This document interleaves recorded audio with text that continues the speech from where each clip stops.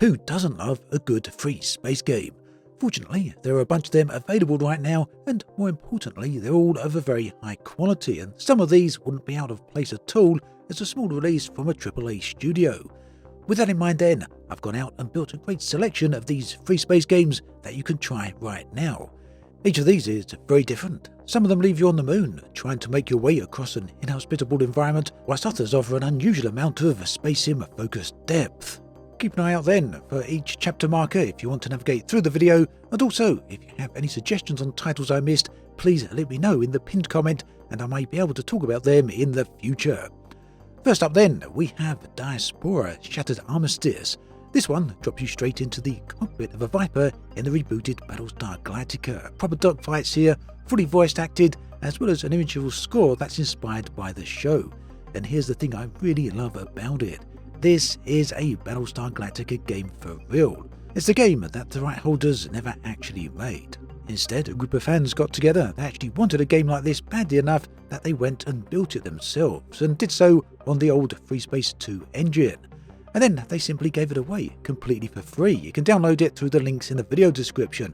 It does look fantastic, it plays very well as well, and yeah, like I say, it'll cost you absolutely nothing. Next up is Moonrunner, and this is the one I'd describe as Death Stranding on the moon. You're sent out by some faceless corporation to activate 10 mysterious monoliths that are scattered across the surface, and so you hike, you manage a worryingly small oxygen supply, you haul packages, you plant ladders, you climb, and this is all with some real physical weight that you have to manage as well, and every step along the way. There's also a creeping sense when you're playing this that something isn't quite right beneath you. The game is made by a small UK studio, and honestly, for a free game, it really does look the part. This is actually worth some money. I'd bet I'd pay for quite a bit for this type of experience. It's probably one of the better games on this list, and there's already quite a few good ones here. Also, it supports ray tracing, so that gives it some of its really nice visual aesthetics here that you've probably noticed. Like I say, this could pass for a real full paid release game, but fortunately you can try it out. You can actually play the whole thing completely free, and yes, it's available on Steam. And then we come to Voices of the Void. Now this one is a little bit different. It's the only one that really might stick with you in terms of its overall vibe and the story behind it. You play as an astronomer, you're alone, at a radio observatory deep in a Swiss forest, and the first job is almost kind of relaxing really. You point your dishes at the sky, you pull in signals down from space, you process them, perhaps you sell them, and then you have to kind of eat and sleep and all the other stuff.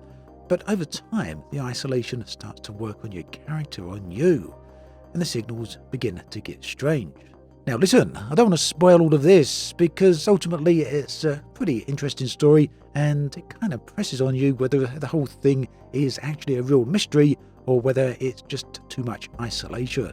The game is the work of a single developer. It's been growing for years at this point, and yes, this one is also completely free if you want to, but the developer also accepts your support by letting you pay exactly what you want, and that could just be a few cents, I guess, a couple of dollars, whatever you want. Alternatively, yes, you can just go to the downloads and get it for free.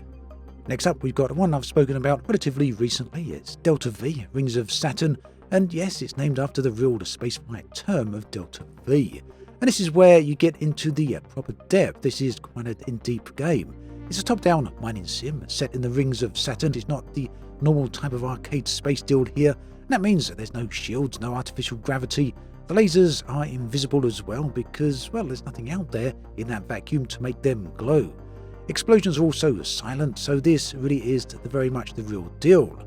Now, I want to be very clear on this. This is not a free game, this one, but I did include it in the list because it's got a substantial demo that is, you could put a very, very long time into the demo, and that demo, of course, is free. So if you've got a bunch of time, you want to try a game out that costs you nothing, that also has a lot of depth, then trying out Delta V, Rings of Saturn, could be one of the better options you could choose. Now, Helium Rain is a bit of a bittersweet one. It's something that can really stick with you once you've played it. What you got here is a proper space company sim. That means you trade, you mine, you build ships and stations, all that sort of stuff. You can scrap with your rivals and a load of other things as well. All of this is wrapped up in a fully Newtonian physics environment, and that means that you've also got a living economy here as well. In other words, blow up the wrong freighter and you'll cause a real shortage down the line. The studio behind it has since wound down, unfortunately, but on their way out the door, the developer made the entire game free as well as open source so that nobody would lose it. And I find that genuinely, well, it's really lovely, really, isn't it? You've got a finished game here, a polished game, and it's just been handed over to the entire gaming community as somewhat of a parting gift now that the developer isn't going to be working on it anymore. Okay, so if you're the type of player that wants something you can really disappear into, then Endless Sky is probably the game you want to check out. This is a 2D, a top-down space trading and combat RPG. It's kind of a spiritual successor, of course, to the old Escape Velocity games. Now, in the game, you start out broke, you're in debt, and you've got a tiny ship. And that means you work your way up to a flagship or even an entire fleet. There's a galaxy of hundreds of systems out there. There's a civil war that you can join in with or completely ignore, depending on how you feel about that. There's also a deep cast of alien species that you can go out there and find. And here's the part I really like about all of this. It was, of course, all started by one developer who then made it open source so the community could build upon it and improve it. Over a decade later, there's hundreds of volunteers who have poured in ships, missions, and a whole set of alien races into the game. That's right, basically it keeps on expanding. It continues to be free, it continues to grow, and there are easily 800 hours in it if you like it and you want to just keep playing with it. And all of that, quite neatly, it brings me to Wing Commander Saga, The Darkest Dawn. Now, there's a little bit of an irony here that I do recognise. The Wing Commander series was what sprung Chris Roberts to famous or infamy, depending on how you look at that. And Chris later went on to make Star Citizen, which is currently probably the highest crowdfunded game in history, if not the highest crowdfunded project in history, currently sitting at $900 million. The irony, of course, is that what we've got here, the Wing Commander Saga, is a game that is entirely free. So this is another fan-made labour of love. This time it's set in the Wing Commander universe, as you might have guessed, and it's the closest thing we've got to a proper continuation of that classic series. Here, you play a rookie Confederation pilot in a desperate war against an alien empire. And the scale of this game is kind of hard to over-exaggerate. Basically, what we got here is fans who have spent 10 years building the game. Yes, that's right, 10 years. It's shipped with 55 missions, over 70 cutscenes, and over 11,000 lines of voice work. When it launched, it pulled in 50,000 downloads in a single day and then crashed its own servers, hardly surprising. Now, it runs on the same FreeSpace 2 engine that we've seen spoken about before, that the community has actually kept alive, and if you're ever interested in FreeSpace 2, that's a whole line of projects and different games in its own right.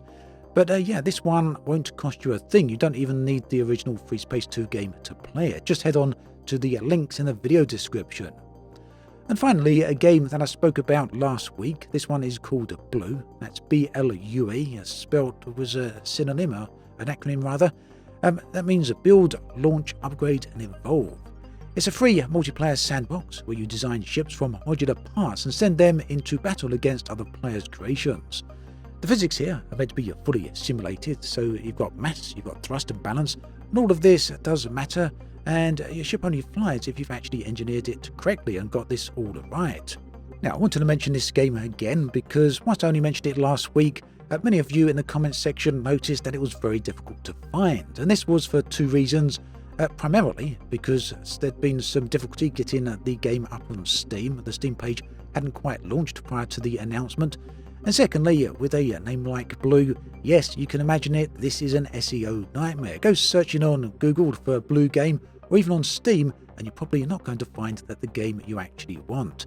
Either way, to alleviate that, I've put the exact link to Steam in the video description below, so this time round you should be able to find the game straight up.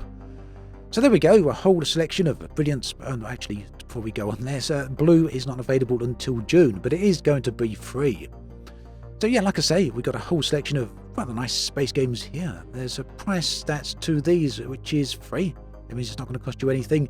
You've got many hours of gameplay here across a whole different range of titles, allowing you to fly ships and to experience the surface of the moon and just about everything in between.